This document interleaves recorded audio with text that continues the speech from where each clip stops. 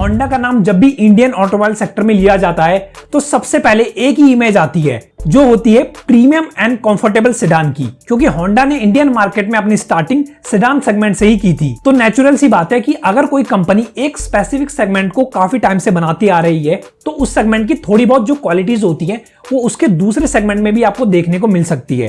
And वो दो qualities है कंफर्टेबल एंड प्रीमियम कैबिन की। तो आज हम होंडा की मोस्ट अफोर्डेबल सब 4 मीटर सेडान अमेज की बात करेंगे और जानेंगे इसके प्रोज एंड कॉन्स के बारे में, जिसे जानने के बाद आप अपने अकॉर्डिंगली खुद डिसाइड कर लेंगे कि ये गाड़ी आपके लिए एक परफेक्ट चॉइस है या फिर नहीं। फ्रंट से गाइज अगर आप इसे देखेंगे तो इसमें भी सेम वही आपको क्रोम वाली ग्रिल मिलेगी जो होंडा की सभी कार्स में ऑलमोस्ट हमें आजकल देखने को मिल रही है। एंड ये क्रोम ग्रिल इसे काफी ज्यादा अपमार्केट लुक देती है। साथ ही साथ होंडा ने इसमें मस्कुलर बम्पर दिया है। एंड अगर आप इसका बोनेट देखेंगे तो वो भी बिल्कुल फ्लैट है, जिसकी वजह से फ्रंट से इसका लुक सेडान का कम और एसयूवी का ज्यादा लगता है। साइड एंड रियर से देखने में भी आपको उसमें ऐसा बिल्कुल नहीं लगेगा कि इसे जबरदस्ती सब 4 मीटर कैटेगरी में डाला गया है। तो ओवरऑल मेरे अकॉर्डिंग तो इसका लुक काफी ज्यादा अपमार्केट लगता है, बट इवेंचुअली ये आपको ही डिसाइड करना है कि इसका लुक कैसा लगा आपको, क्योंकि कार तो आपको खरीदनी है, मुझे नहीं। इंजन स्पेसिफिकेशन, यार इंजन की बात यह है कि अमेज में आपको 2 टाइप्स के इंजन मिलते हैं। एक है 1.2 लीटर का नेचुरली एस्पिरेटेड पेट्रोल इंजन, यानी कि इसमें कोई टर्बो चार्जर आपको नहीं मिलता। एंड इसका अगर पावर आउटपुट की बात करें तो इसका पावर आउटपुट है around 88 bhp of power and 110 newton metres of torque. And दूसरा जो इंजन है वो है 1.5 लीटर का डीजल इंजन, जो प्रोड्यूस करता है around 98 bhp of power and 200 newton metres of torque, जिसकी वजह से इसका डीजल इंजन इसके पेट्रोल इंजन के मुकाबले काफी ज्यादा रेस्पॉन्सिव है। बट सीधी सी बात यहाँ पे गाइस ये है कि अगर आप अमेज को लेने का मन ऑलरेडी बना चुके हैं तो इसका पेट्रोल इंजन आपके लिए एक परफेक्ट ऑप्शन हो सकता है, क्योंकि होंडा के जो आईवी टेक इंजन होते हैं वो अपने रिफाइनमेंट के लिए काफी ज्यादा जाने जाते हैं। एंड ये सेम चीज आपको अमेज में भी देखने को मिलेगी, क्योंकि इसका पेट्रोल इंजन अपने सेगमेंट में काफी ज्यादा रिफाइंड इंजन है। मतलब कि ये बिल्कुल भी नॉइजी नहीं है एंड स्मूथनेस के मामले में भी ये इंजन काफी ज्यादा अच्छा है। हाँ, लोअर डाउन इसका इतना ज्यादा परफॉर्मेंस ओरिएंटेड आपको नहीं फील होगा, बट जब आप इसे ड्राइव करेंगे तो इसका पेट्रोल इंजन काफी ज्यादा स्मूथ लगेगा आपको भी। इनफैक्ट जो इसके पेट्रोल वेरिएंट का फ्यूल कंजप्शन है वो भी काफी कम है। एंड अमेज पेट्रोल भी आपको काफी अच्छी माइलेज देगी सिटी में भी। तो अगर आप उन लोगों में से हैं जो सिटी ट्रैफिक में ज्यादा ड्राइव करते हैं एंड चाहते हैं कि हमारी कार का इंजन एकदम स्मूथ हो और माइलेज में भी आपको कोई प्रॉब्लम ना झेलनी पड़े, तो आप अमेज के पेट्रोल वेरिएंट को भी ऑप्ट कर सकते हैं। हाँ, बट अगर आप परफॉर्मेंस ओरिएंटेड अमेज ही ढूंढ रहे हैं तब आपको इसके डीजल इंजन पे ही शिफ्ट करना पड़ेगा।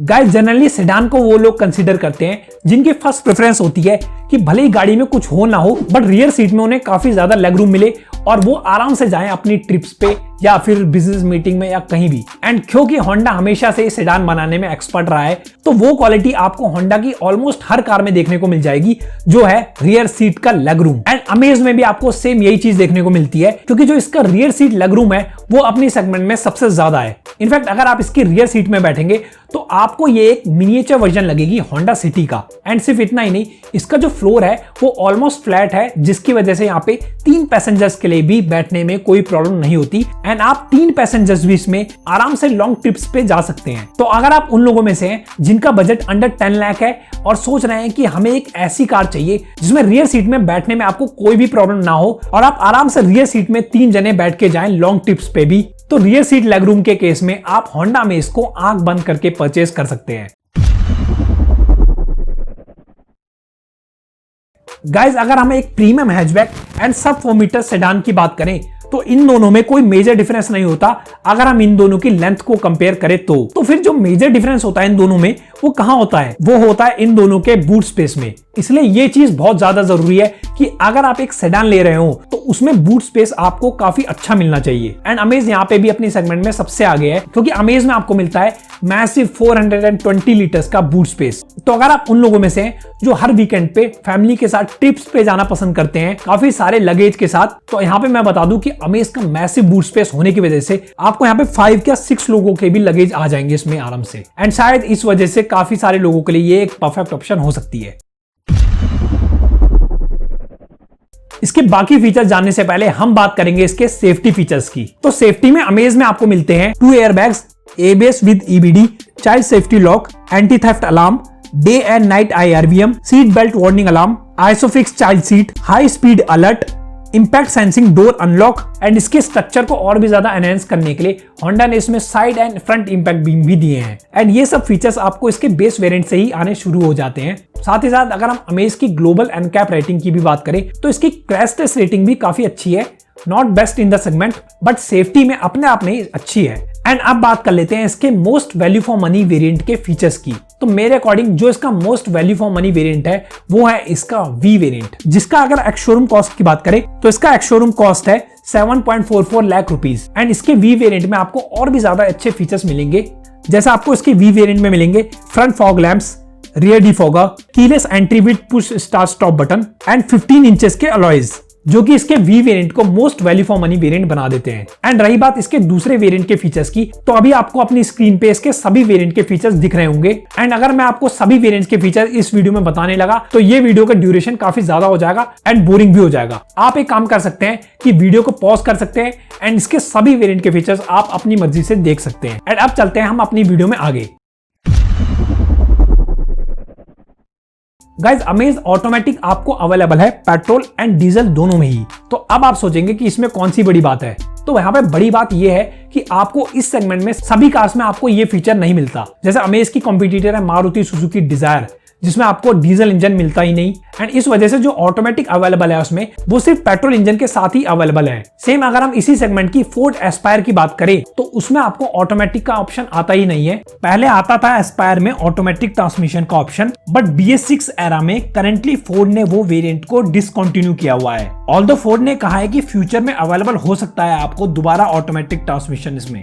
एंड टाटा की टिगोर में भी आपको सेम डिजायर की तरह सिर्फ पेट्रोल इंजन का ही ऑप्शन मिलता है।